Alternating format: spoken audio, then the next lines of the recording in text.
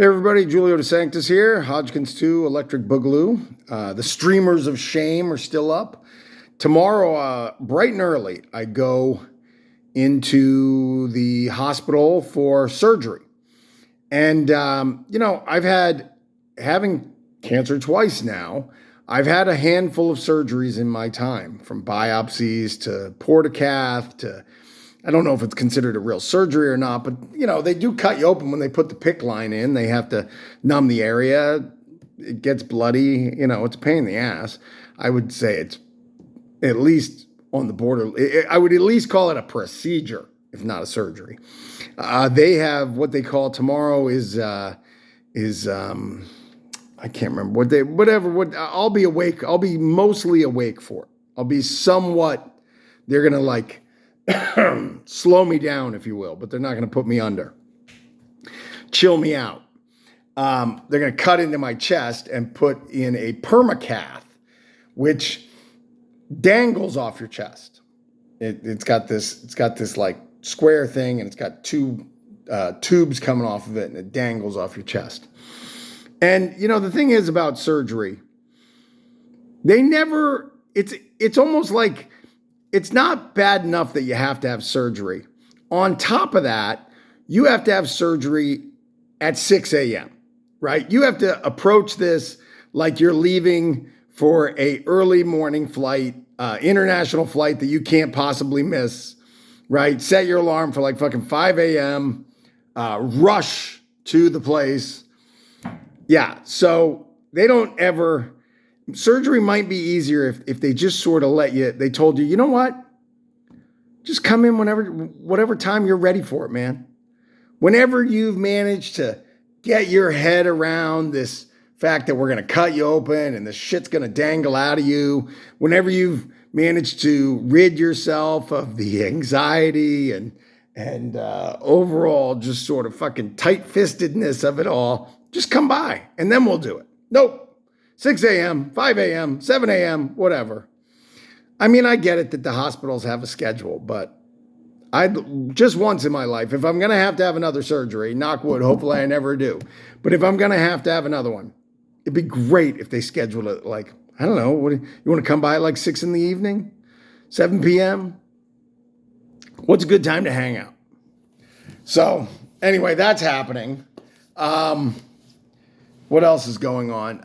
The other thing that's going on. So this is what did I call it? I can't even remember what I called it. But that is going to be where they draw the blood from. So tomorrow afternoon, after the surgery, they'll start drawing the blood. They'll start taking the blood, taking the stuff out of it that they need to keep to shoot back in me in a couple of weeks, putting it back in me. I expect that to be a fucking weird experience. But I don't know if it's going to hurt or make me sick or anything like that. I mean, all this stuff seems to make you at least feel weird.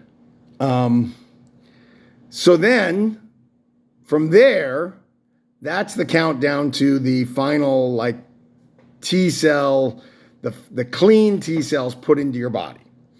And by all accounts at that point, I should be able to consider myself cancer-free. I've won the battle against cancer yet again, victorious, right? However, there's always a caveat with this cancer shit. And that caveat is you got 5 years worth of quarterly tests, right? So this is like winning the Tour de France, only it turns out every single rider is on something. So after years of investigations and hearings and stuff, they finally give 5 years from now, they give the award to, Henri Paul Jadadon, who's finished 27th, but it turns out he didn't test negative for anything or positive for anything. So that's what it's like. 5 years. I'll have 5 years of getting dragged out of, will I test positive? Will I test negative? Will I pop? I mean, it's better than the alternative. It's better than having cancer, but it's a pain in the ass. So anyway, I probably won't be able to do a video tomorrow between the surgery and the blood and all that. But then, hopefully Tuesday, they take blood again split it up, get the T cells, whatever. Maybe I'll have some time in between. It's like a 3-hour procedure. Or maybe I could do it from the procedure if the nurses would allow me. That might be fun. I'm sure the surgeons would not allow me to. Hey, don't you guys understand? This is my YouTube channel where I talk about having cancer. The surgeons aren't going to go for that, but maybe the nurses at the blood draw will. We'll see. All right.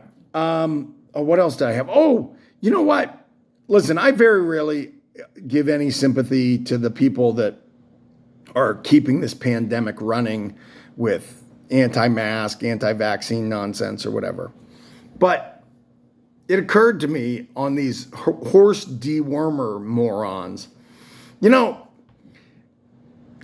We find out every time we go to the hospital, we get like a little accounting of what this shit costs, right? Like I've got the shots that I have to give myself every day that are $1,000 a needle.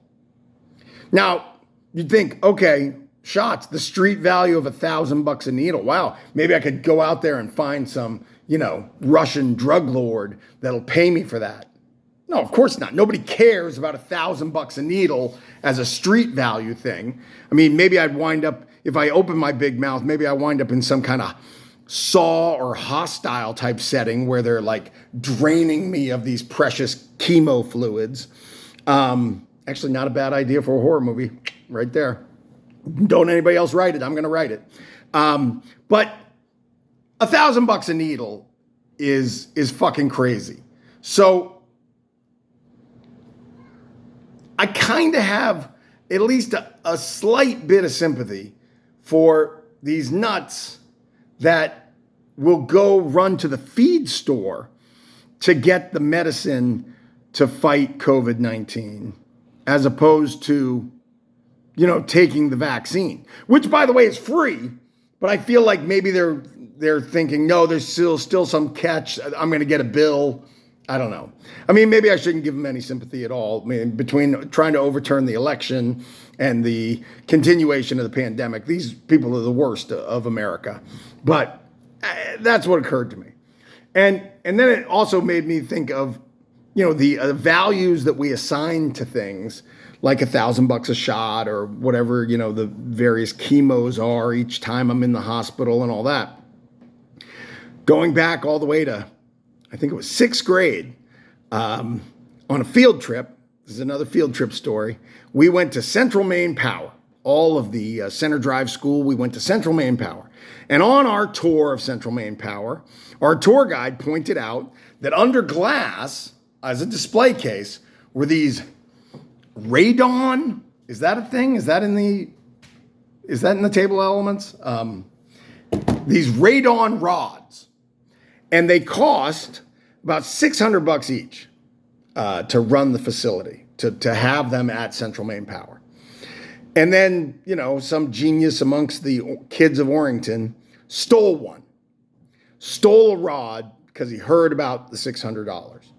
Now, later on, while we were on this bridge overlooking a dam where water was flowing over and all that, and they were telling us about the power of Central Maine Power, the kids are like, well, you can't get $600 for that. Nobody's going to pay you $600 for that, dummy.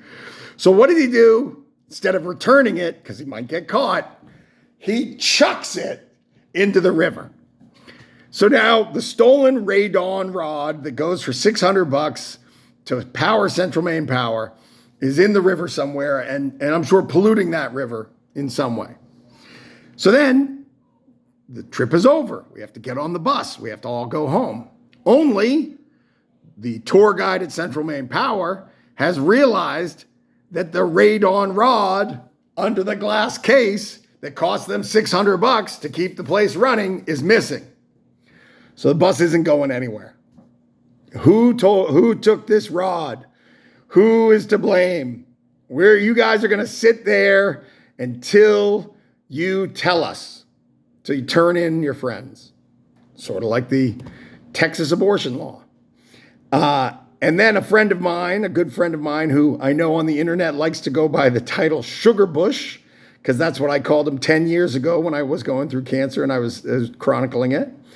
without really hesitating at all, because understanding it was a long ride back to Orrington, Maine, and he didn't want to have to sit there and miss dinner, he just stands up and goes, "This guy took it, this guy right here."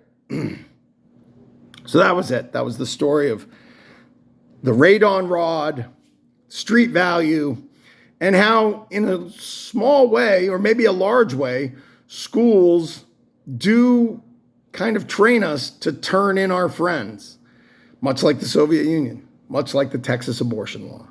All right, that's the lesson for the day. I don't think I'll see you tomorrow, but maybe I will. Fuck cancer. Keep fighting the good fight. Go get vaccinated. Love y'all. And talk to you soon. Bye-bye.